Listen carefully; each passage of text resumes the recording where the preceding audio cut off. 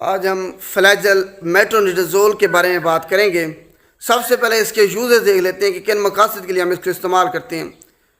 کہیں بھی آپ کو کوئی انفیکشن ہے، بیکٹیریل انفیکشن ہے، تو اس کے لیے ہم اس کو استعمال کر سکتے ہیں، چاہے وہ آپ کے ریسپریٹری ٹریکٹ میں ہے، چاہے یورینری ٹریکٹ میں ہے، چاہے آپ کے جی آئی ٹی ٹریکٹ میں ہے۔ اس کے علاوہ آپ کے سکن پہ اگر کوئی انفیکشن ہے تو اس کے لیے استعمال کر سکتے ہیں۔ دانتوں میں اگر آپ کے انفیکشن ہے، کوئی پیپ ہے، تو اس کے لیے بھی آپ اس کو استعمال کر سکتے ہیں، فلیجل میٹرونیڈازول کو۔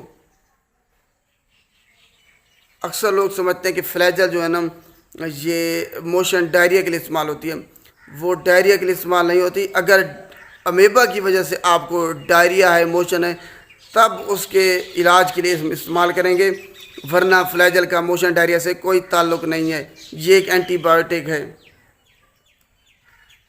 اب دیکھ لیتے ہیں کہ کون کون لوگ اس کو استعمال نہیں کر سکتے۔ جن کو ہائپر سینسٹیوٹی ہو، الرجی ہو، وہ لوگ اس کو استعمال نہیں کر سکتے۔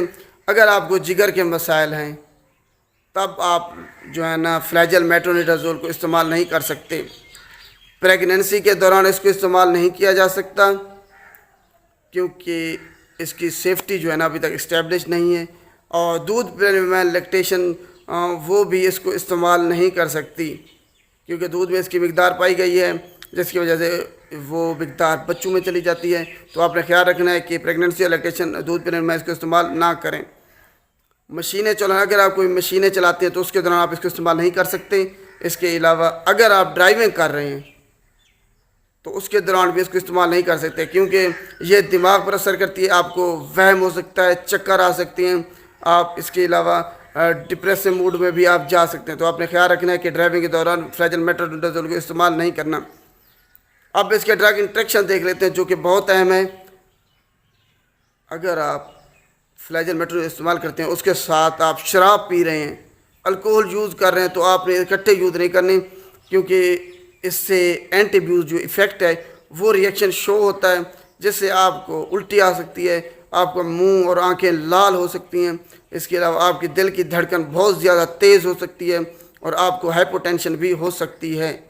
تو آپ نے خیال کرنا ہے، اگر آپ فلیجل استعمال کر رہے ہیں تو شراب اگر آپ پہ پینی ہے تو 1 دن کے بعد پئیں، اس وقت بھی نہ پئیں، اور 1 دن کے اندر بھی نہ پئیں، 1-2 دن بعد آپ پی سکتے ہیں۔ اور دوسرا اس کا ڈرگ انٹریکشن یہ ہے کہ اگر آپ فلیجل استعمال کر رہے ہیں تو وارفرین جو خون پتلا کرنے کے لیے آپ میڈیسن استعمال کرتے ہیں تو اس کے ساتھ آپ نے بالکل استعمال نہیں کرنی کیونکہ یہ اس کی بلڈ میں جو پوٹینشیشن ہے اس کو انکریز کر دیتی ہے فلیجل، جس کی وجہ سے آپ کو خون آپ کا بہت زیادہ پتلا ہو سکتا ہے اور آپ کو بلیڈنگ بھی ہو سکتی ہے، ہیمریج بھی ہو سکتا ہے۔ تو خیال کرنا ہے کہ فلیجل اور وارفرین کو اکٹھے استعمال آپ نے نہیں کرنا۔ آخر میں اس کی ایڈورس ڈرگ ریئیکشن مضر صحت اثرات دیکھ لیتے ہیں۔ آپ کو چکر آ سکتے ہیں، وہم ہو سکتا ہے، آپ کو خودکشی کرنے کے خیالات آ سکتے ہیں۔